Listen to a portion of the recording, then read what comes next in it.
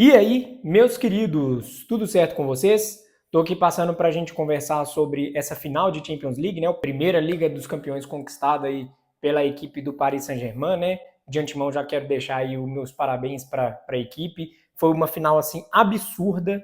O que jogou de bola, né? O que praticou o tal do futebol essa equipe do Luiz Henrique hoje não está escrito.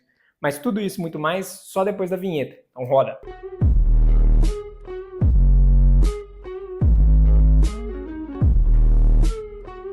Fala galera, eu sou o Rafa. Bom, tô passando aqui logo depois, né, que terminou esse grandíssimo jogo, essa belíssima vitória do PSG para cima da Inter, partida válida aí pela final da Champions League, tá? Essa final foi disputada lá em Munique e como eu já tinha adiantado com vocês aqui no vídeo de prévia, né, Munique não deixou a desejar não. Todas as finais, né, as 5 finais que aconteceram na cidade, tem um campeão inédito, né? E dessa vez a moeda caiu para o lado do PSG. Hoje, vocês estão vendo que eu estou sem roteiro e tal, então pode ser que eu esqueça algumas coisas, mas eu quero trazer para vocês aqui mais sobre as sensações do jogo e não muito sobre os tópicos da partida, né? Porque foi um atropelo aí do PSG, enfim, desde os 12 minutos já saiu na frente e, né, tocou o barco aí até aplicar a maior goleada, né, ou na verdade, né, a maior diferença de gols numa final de Champions League, né?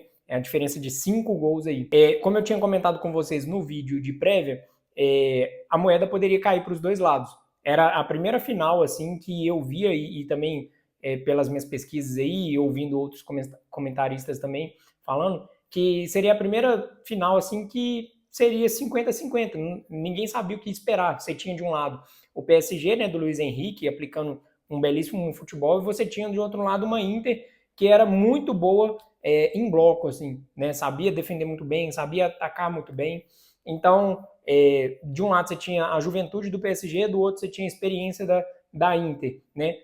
De um lado você tinha os desafiantes, né, do PSG que nunca tinha ganhado contra um time da Inter que já tem tradição aí na Liga dos Campeões. Então eram muitos ingredientes aí para a gente colocar nesse bolo e fizesse com que muita gente muretasse aí, né? No meu vídeo eu não muretei, né?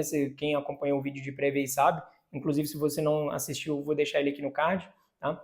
Mas eu falei que o PSG era ligeiramente favorito, né? Eu falei ligeiramente, mas não esperava que fosse esse atropelo todo, né? Eu esperava que a Inter tivesse ali algumas ações no jogo, tá? Falando do jogo propriamente dito, igual eu comentei com vocês aqui, né, anteriormente no vídeo, o PSG já saiu na frente logo aos 12 minutos, numa jogada de toque de bola ali dentro da área da Inter, né? E se no vídeo de prévia eu falei que eu não sabia quem iria tomar as primeiras atitudes do jogo, então quem na verdade tomou a atitude, não só as primeiras, mas como o jogo inteiro, foi somente o PSG, né? A Inter só assistiu o PSG jogar torcendo para que acabasse os 90 minutos o mais rápido possível. Então logo aos 12 minutos ali uma troca de passes dentro da área da Inter, sai o primeiro gol, o gol do Hakimi, tá?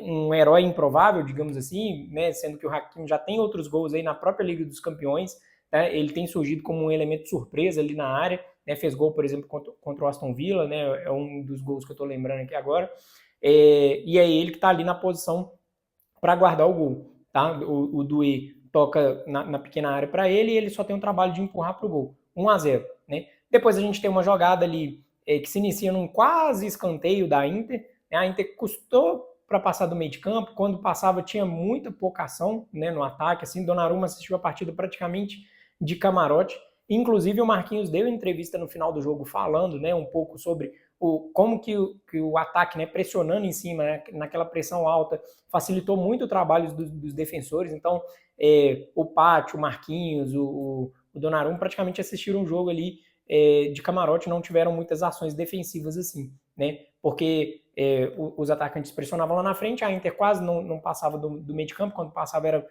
através de um chutão, né? Mas, igual eu estava falando com vocês, o segundo gol saiu de uma tentativa da Inter, a bola ia saindo para escanteio, o Pátio dá um bico na bola, né? Agora não estou lembrando se foi, acho que foi o Pátio mesmo, eu ia falar o Nuno Mendes, mas foi o Pátio mesmo, não estou lembrando aqui. A bola sobra com o Dembélé lá do lado esquerdo do ataque, o Dembélé cruza para o Doué do lado direito, o Doué domina, chuta, a bola bate no defensor da Inter e acaba enganando o Sommer, né, para ampliar aí para 2-0 a vantagem. Depois disso, o PSG tirou um pouco o pé, né, controlou um pouco as ações, terminou o primeiro tempo, tá? E aí quando virou para o segundo tempo, que o PSG retomou ali as atitudes, e de novo, né, uma bola ali de contra-ataque, que é um calcanhar ali do Dembélé, se eu não me engano, para o Vitinho. O que joga de bola esse Vitinho ali no meio de campo. Na verdade, o meio de campo do Paris Saint-Germain é muito controlador, né, de bola. Assim, o Vitinho, o Jon Snow ali, né, o João Neves e o Fabian Ruiz. Eu falei disso no meu vídeo de prévia também, que isso seria fundamental para eles, né, ter esse meio de campo mais povoado, com mais controle de bola. E por mais que a Inter não precisasse muito da bola para jogar, né, ela conseguiria muito bem se defender e partir em contra-ataques e tudo mais, a Inter não conseguiu ver a cor da bola, assim. Então, no terceiro gol, foi um contra-golpe ali, onde o Dembélé dá de calcanhar, acho que pro Vitinho, e o Vitinho entrega pro Doué, que só tem o trabalho de empurrar no canto esquerdo do Sommer, tá? E aí, com isso, o Doué, 3 participações em gol, né? 2 gols e uma assistência, com 19 anos. O que joga de bola esse Désiré Doué não é brincadeira, né? Eu fiquei na dúvida aqui, inclusive, não sei se era uma dúvida minha ou do Luiz Henrique também, né? Se ele iria começar com o Barcola ou com o Doué. Ele acabou começando com o Doué, que se mostrou uma decisão acertadíssima, né? Eu até achei que ele ia dar preferência para o Barcola, para descansar um pouco do Doué, para ele entrar no segundo tempo ali e fazer um pouco mais salseiro, assim. Mas ele entrou com o Doué, uma decisão acertadíssima, já decidiu o jogo. O cara com 19 anos decidiu uma final de Champions League como se fosse assim, estivesse brincando ali no quintal de casa. É absurdo que joga de bola esse Doué, viu? Depois a gente teve o gol do Kvaratskhelia, né, um contragolpe aí puxado pelo Dembélé, ele dá uma assistência de novo, né, o Dembélé que deu 2 assistências aí na final, tá? A bola chega no Kvaratskhelia, que só toca na saída do Sommer, né? E por último a gente teve um gol assim, de um menino que veio da base, eu não estou lembrando o nome dele aqui agora, mas é um gol onde o PSG está controlando a bola ali na entrada de área da Inter, a bola, aí eles dão uma bola em profundidade para esse garoto, esse menino só chuta a bola, ainda bate na trave e entra assim, para sacramentar a goleada de 5-0, né? Mas igual eu falei com vocês, eu não quero muito me ater ao aspecto do jogo em si, eu quero mais trazer para vocês a questão de sensação, né? E qual que é a sensação que eu tive? É que a Inter entrou em campo muito mais preocupada em como defender o PSG, né? Inclusive, ontem, na hora que foi mostrado, né, para a imprensa ali um pouco do treino, o treino do PSG, eles brincaram ali 15 minutos, né, que foi o tempo que foi aberto para a imprensa, de bobinho e tal, só que do lado da Inter, além deles brincarem um pouco de bobinho, eles trabalharam, para todo mundo ver, inclusive, a questão dos ataques rápidos, né, das puxadas de bola que o PSG poderia fazer. Então já se mostrava ali uma preocupação imensa do Simone Inzaghi para defender essa jogada do PSG, que parece que precisa ser mais treinado, né? Porque não deu muito resultado, não. 5 gols aí, e todos muito parecidos, né? Com bola recuperada e partindo no contra-ataque.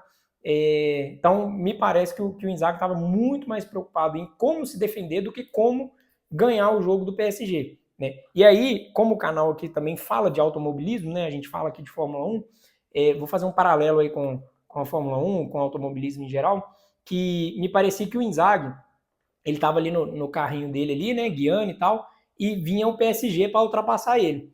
E aí ele ficou muito mais preocupado em olhar para os retrovisores do que prestar atenção, né, no foco ali, na frente dele, para manter o seu trilho corretamente ali dentro da pista. Né? E todo mundo, né, que já brincou, nem que seja por um kart aí, sabe que se ficar olhando muito para trás, ficar preocupado demais com quem vem atrás, com o retrovisor e tudo mais, você vai se perder ali na frente. Né? E foi o que aconteceu. O Inzaghi estava muito mais preocupado em como defender o PSG, em tentar levar essa partida para uma possível prorrogação e talvez até para pênaltis, mas não se preocupou em como ele ia ganhar desse PSG. Já do outro lado, o Luiz Henrique entrou e falou assim, olha, se a gente perder, a gente vai perder jogando o mesmo futebol que a gente jogou até aqui.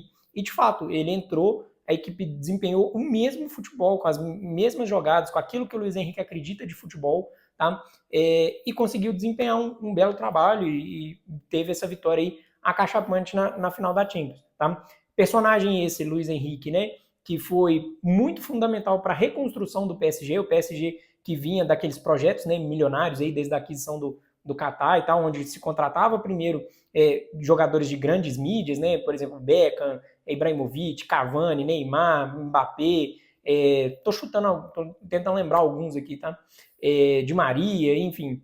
E aí, com isso, para deixar o clube um pouco mais midiático, assim, né, para atrair mais patrocinadores, para atrair mais o holofote da mídia.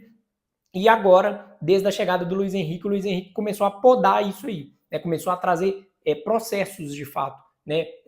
Onde o PSG começou a preocupar um pouco mais do como do que o que, né? O objetivo deles era ganhar a Champions, mas eles não sabiam como eles iam fazer isso, né? Ele não sabia em qual consequência iria chegar. E aí chega o Luiz Henrique e começa a trazer processos para isso, de mostrar, olha, a gente vai ganhar a Champions, mas é um Everest que a gente vai ter que escalar, né? Inclusive o Marquinhos deu uma entrevista, na entrevista, eu acho que eu já mencionei a entrevista dele aqui, né, no final do jogo, mas ele fala que o discurso do Luiz Henrique é exatamente isso, olha, a partir do momento que eu cheguei, a gente vai escalar esse Everest e pode ser que aconteça esse ano que vem, daqui 5 anos, nunca se sabe, né? A adaptação dos jogadores ela é muito importante para isso. E aí começa a sair as estrelas, né? Sai o Neymar, sai o Messi, sai o Mbappé, e o PSG começa a trazer um nível diferente de contratação, né? Começa a apostar mais em jovens que podem entregar para o clube a mais longo prazo, né? Então o PSG gastando uma grana, não foi nada barato trazer esses jovens, né? Tudo aí perto da casa de 70, 100 milhões aí, mas eles apostam num futebol mais longevo, então tanto que a média de idade do PSG é de 24 anos. E o jogador mais velho que eles têm é o Marquinhos, que acabou de fazer 31 anos, praticamente da minha idade, né? Em contrapartida, o time da Inter tinha a média de 30 anos, né? Então, esse time do PSG é muito parecido com o time do Barcelona, tem pelo menos mais 10 anos de futebol aí pela frente, sabe?